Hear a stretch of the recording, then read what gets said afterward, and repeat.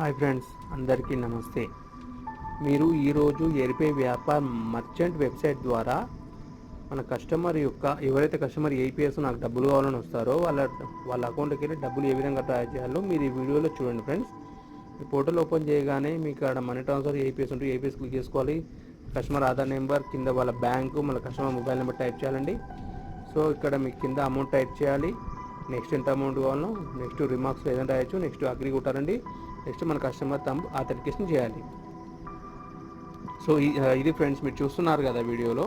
So same ఇదే వీడియోలో చూపించినట్టుగా మీరు ఈ వ్యాపార్.airpay.co.in వెళ్ళేసి మీరు చేయొచ్చండి.